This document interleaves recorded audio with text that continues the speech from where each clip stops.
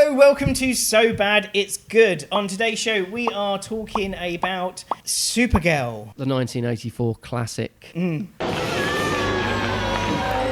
really have many expectations about it, but I don't like Superman, which I mean sets me off the wrong foot. You get actively annoyed about Superman. I hate Superman. I just don't get it. Like, he just can do everything. It's like the annoying kid at school. Oh yeah, I know the answer. Fuck off, Superman. I remember being a child, and I think she was the first lady I ever fell in love with. Was this Tom's first semi? Sorry. There she is. My girl. I don't remember ever finishing this film. I know. They're the gap you left.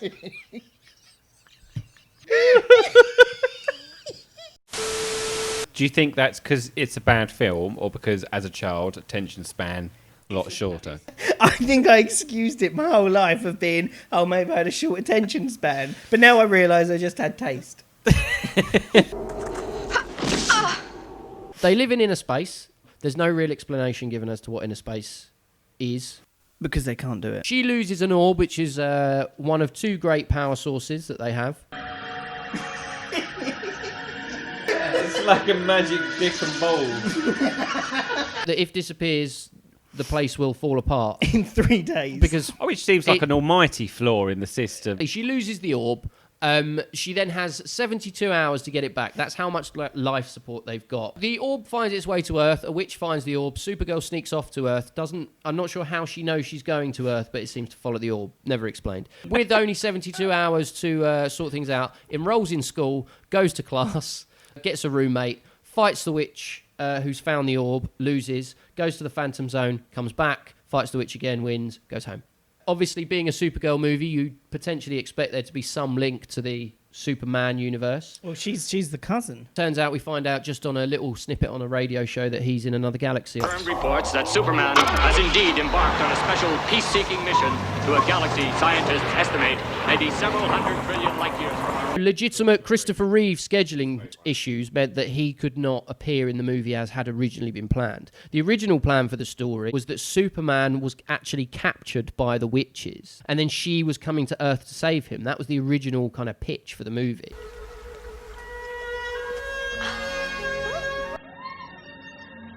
Who's this meant for? Huh? Who was this film meant for? It feels old 70s paedophiles. Because they do portray her as a simpleton. My ears, what? Pierced, like, and I take a needle, and then I heat it up, and then I dab it with some alcohol, and zap! All the guys go crazy. Because I have holes in my ears? What are you putting me on? I don't think that was necessarily the intention to go quite that hard on it, but the way it comes across, it just seems simple. In terms of notes and stuff about like notable characters, she hasn't made my list. I haven't made any notes about her. She's so nondescript. Look at that dingleberry.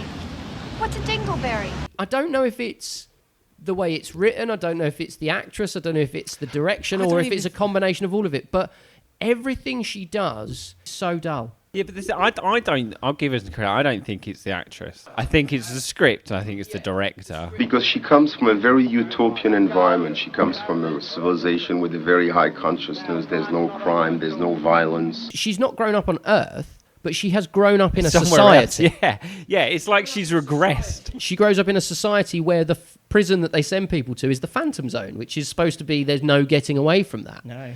So therefore, they have criminals, they have bad people. She understands all of that. Yeah. Like, you kind of want her at one point to sort of claim her place. Harden a bit across the movie, yeah. None of it. It's just, she's soft throughout. She's just buttery soft. Buttery soft all over. The first introduction Supergirl gets when she splashes out of water, not wet, does some wire work, does some flying, is the sleazy trucker scene. Check out the view from back here, Eduardo.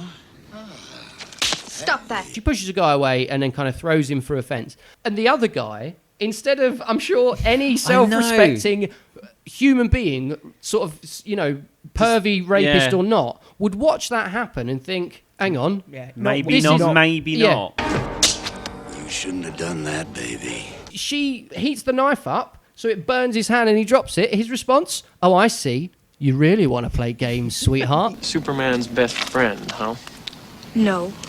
His cousin. And this is in a world that contains Superman. Yeah, and yeah. he is a known Yeah. entity. They know his powers. Unless he's a sadist, and that's what he wanted all along, was a kick in the balls. What I got from this scene, which is different to what the director wanted, because the director wanted this to be the reason that she changes into a schoolgirl, because she understands that wearing the suit is going to cause problems. However, what I got with it from this scene is that she's so hot that even though she's got superpowers and can rip your dick off, you still wanna. I think maybe we should kind of keep this to ourselves. The whole rape of Supergirl. Yeah, we'll keep this to ourselves, won't we? Yeah, like always, mate.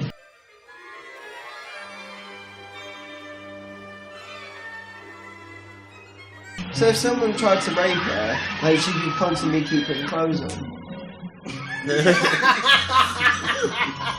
He goes to put it in, she's like, new underwear. The next character I want to mention is Zaltar. Saturn and Earth are in outer space, but we are in inner space. Late, great Peter O'Toole.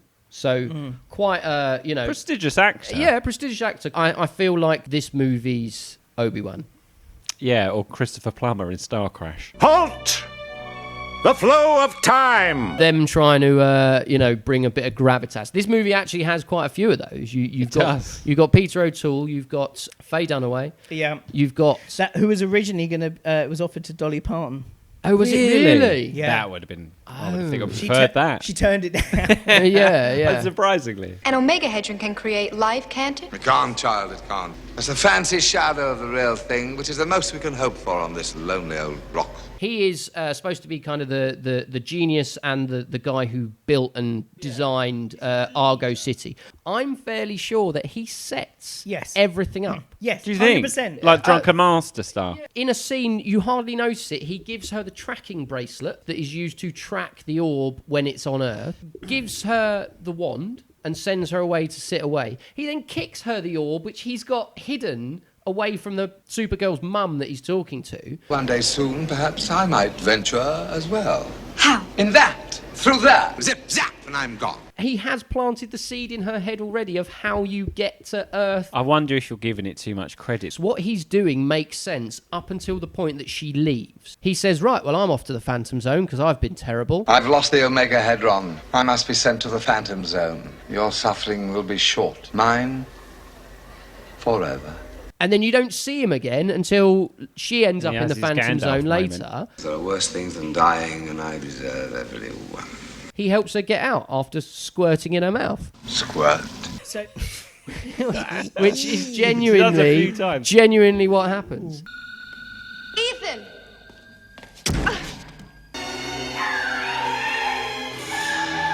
She goes to the Phantom Zone, meets Zaltar. Squirt. What it suggests is that he has been there, time runs differently, and he has no idea kind of how long he's been there. And he seems to have gone a bit insane. And where you might a bit expect... Luke Skywalker, isn't he? Yeah, Luke Skywalker. Yeah, in the shit new ones. No. Oh, no. Luke Skywalker's far more grounded. Squirt. He's gone a bit Willy Wonka. Willy Wonka. He sprays this green... Yeah, Willy Wonka. Over there, kids are dying. I don't even care anymore. Squirt. But I think what it's supposed to represent is kind of, it's a path to oblivion. He's just got absolutely wasted. It's lonely here, Michael. So sad. The method of delivery of said hallucinogenic drug is to squirt it into your mouth like with a spray in this sort of weird green bottle. Okay, so far so good. But if we were... Is it? If you and I were sitting in a drug den sharing drugs... If I turned to you in that scenario with a spray thing in my hand and just went, squirt, how would you feel?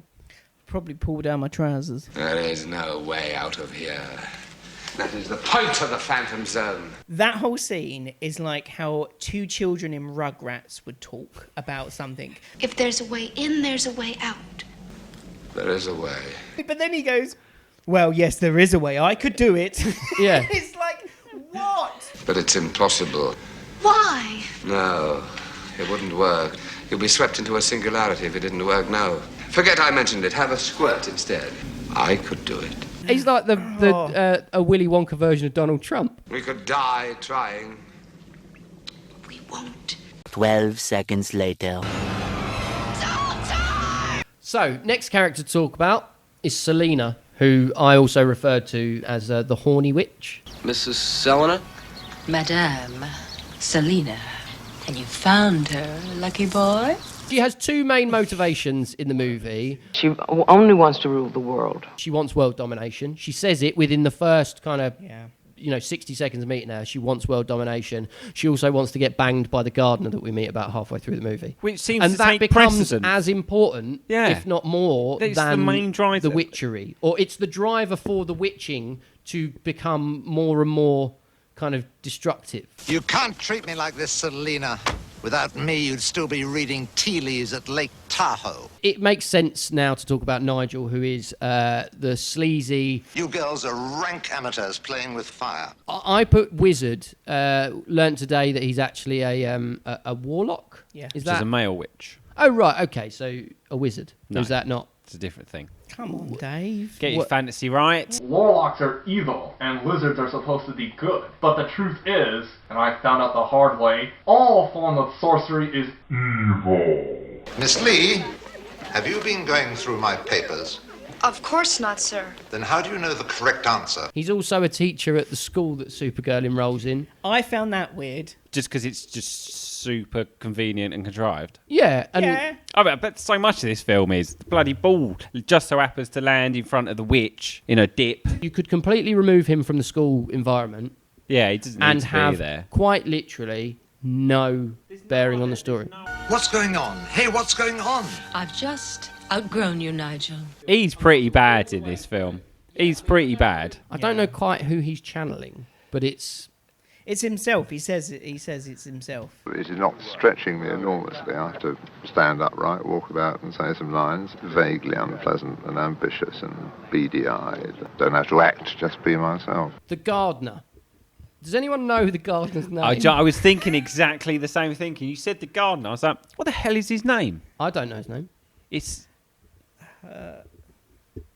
Seen this film twice. Yeah. You must be very popular in the neighborhood. I always see your truck parked around. I got a lot of repeat business. People like my work. He is the linchpin around which the entire story is actually built. And we can't remember his name. He is the love interest for the witch because they're doing some gardening. He's cutting down a branch off a tree. It's all very Diet Coke break. My prince has come. And then goes away and devises a spell to make him fall in love with her. He who drinks the water shall be in love with the first person he sees. He then wakes up, manages to leave the fairground, which is where the witches live, then go for a stroll through the town, during which time he has not laid eyes on a single other person to fall in love.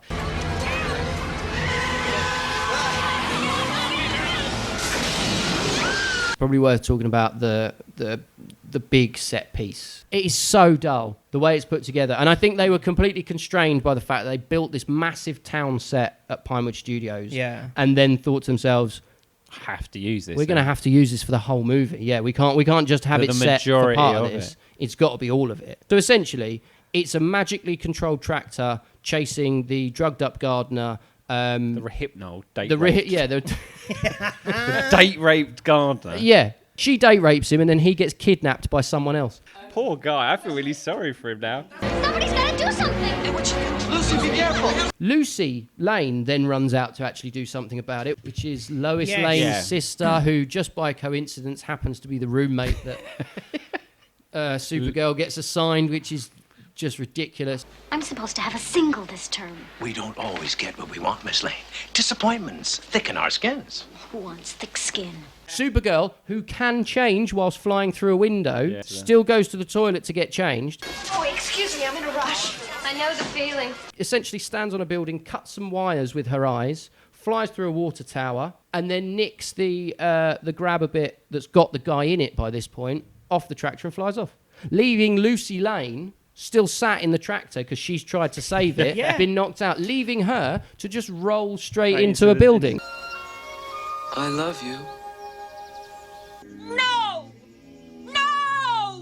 All of which happens because the main witch who's found the orb wants the gardener to fall in love with her. One way or another, we're all alone on this miserable little planet. I think my favourite character from the entire movie is the principal of the school. I will not let him get to me this semester. I'll be strong, be like a rock. Who we meet when she decides to attend the school, goes to his office, and he says, I have never before in my life laid eyes on you, have I, young lady? No, sir, I'm new here. New here? Well, obviously you're new here if I've never laid eyes on you before. Comedy gold from the guy. Possibly the most interesting character for me. Shares far too much information just out loud. Seems like he's having a bit of a breakdown. Yeah, so he could be depressed. He plays takes like pills. He pops really some pills after an interaction with two girls. And then he's like he's talking himself off the ledge a bit. Don't let him get to you. Ooh.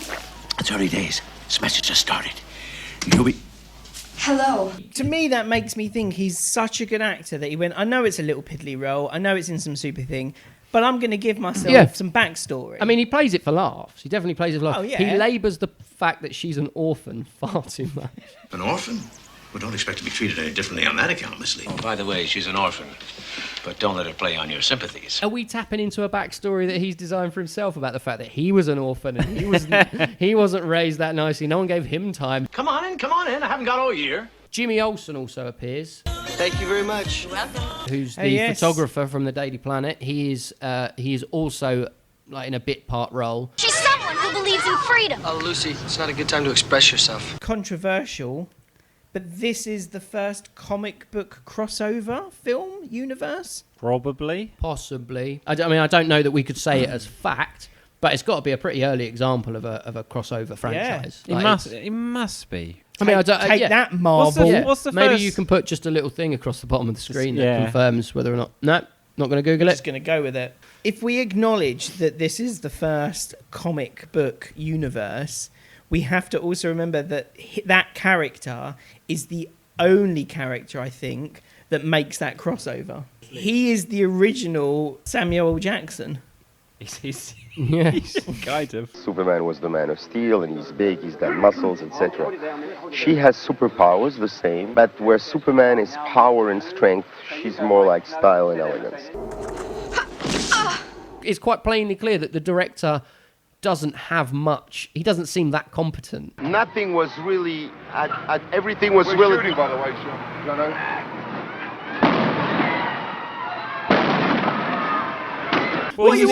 Wasn't his other film Jaws 2? Jaws 2! That's a classic!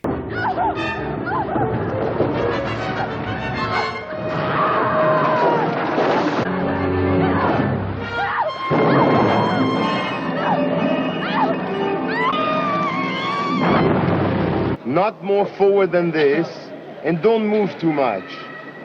Act for a change. If you move, you're gonna ruin the shot if you move too much. Act for a change. That's his directing style. But no, that was that moment. I don't think you No, can I judge. think by the time you see how the characters are interacting with him at the end of that making of, you know full well that everyone has lost all respect for him. So it's like Superman? Then you can shake your hand now. You just see a yellow, red, and blue blur. Peter Cook actually says on a documentary about the making of this thing... That's the most in-depth we've gone so far. Power of shadow, take shape. The witch then sends an invisible shadow monster. She then flies into it a few times, gets pushed about a bit, looks like she's going to lose. Then... very cleverly...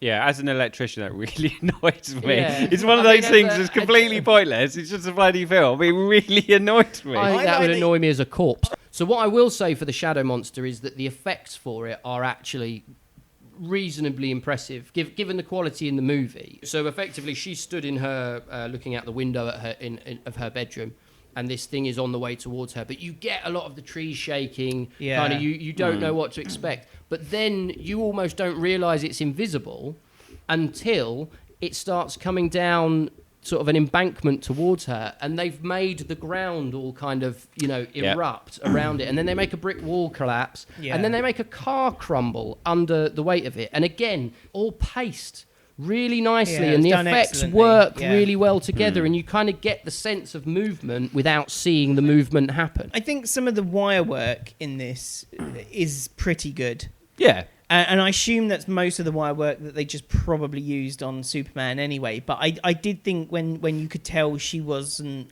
green screened, that actually the wire work was pretty impressive. Apparently she trained in wire work for 3 hours a day for 3 whole months before. It kind of makes sense filming the sequence. Yeah. Though there was a bit later on where she comes down and then she flies. There's like a big stack of I like that piping, bit. and then she comes out. into one, that was and quite a nice she shot. Runs out the end with some real kind of. You get a real sense of momentum. Like she is the same person that flew in, and she's done I quite that like that bit. It does bring us to the question of the flying, though. The flying scenes in this movie are so unnecessarily long. They total more than 5 minutes of the runtime of the movie, right?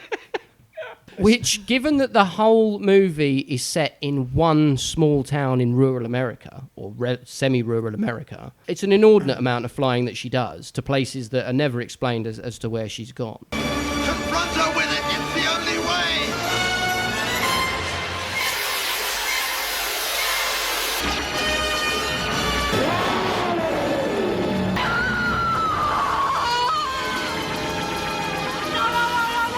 Flies around them really fast, makes a whirlwind. So same as the ending to Superman 1, where he flies around the Earth and makes time go back and makes time.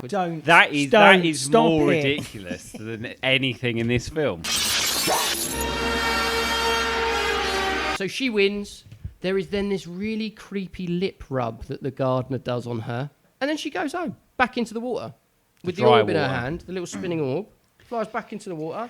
But we do not see what's happened to that planet. So there could be a missing scene at the end where she flies back. It flies through and everyone's dead. Where is everybody on? They're dead, Dave.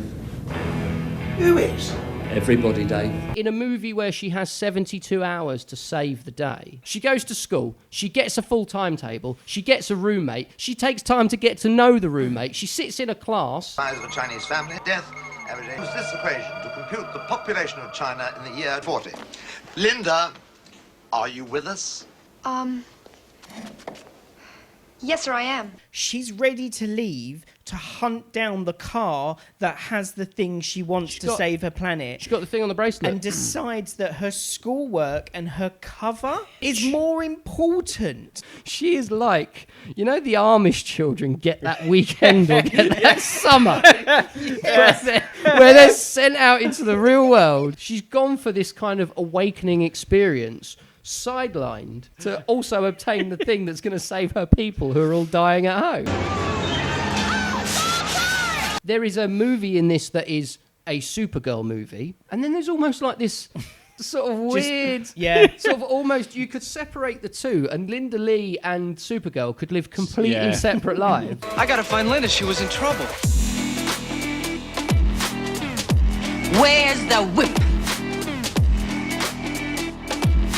I've just outgrown you, Nigel. Forget I mentioned it. Have a squirt instead.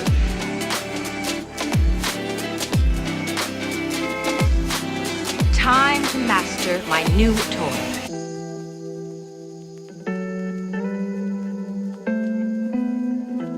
Also at the end of the movie, just to call out, when the gardener is talking to her as she says goodbye, she says, "Oh, Linda had to go away." And he says, "Don't worry, I know." And then says, "I'll explain about Linda."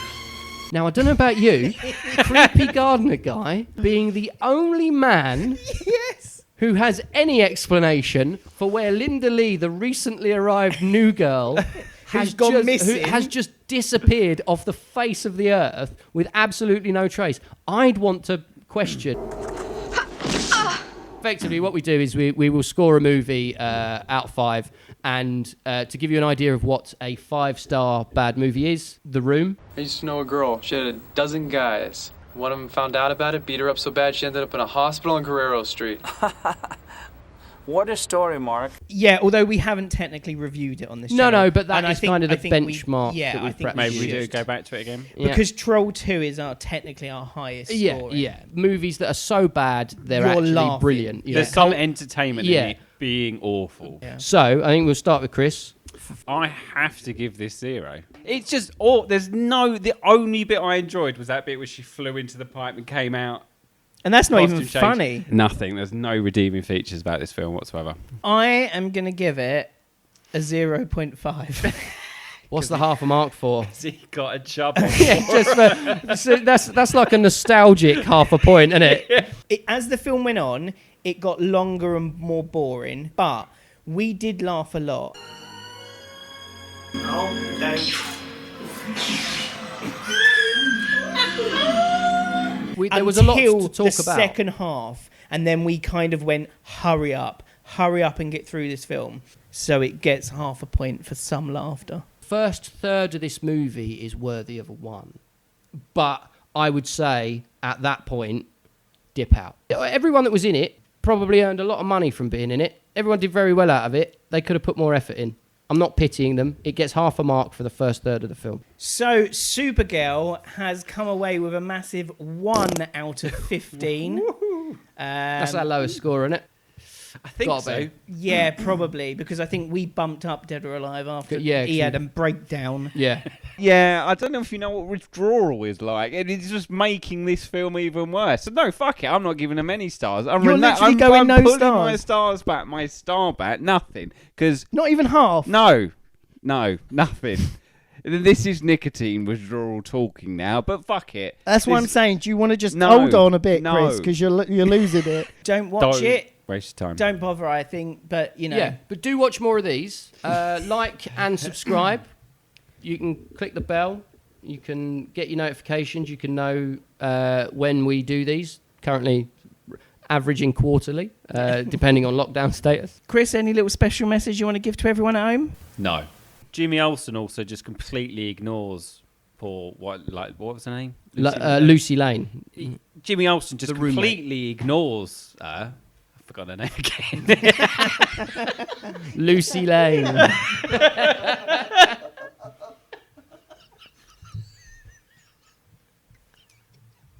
It's that unmemorable. Has come away with a massive 1 out of 15. That's our lowest score, isn't it? I think so. It was appalling. Yeah. Just awful. Yeah. Just terrible. It's the worst we've seen. Yeah. Yeah. Without a doubt. Yeah, definitely. Don't bother.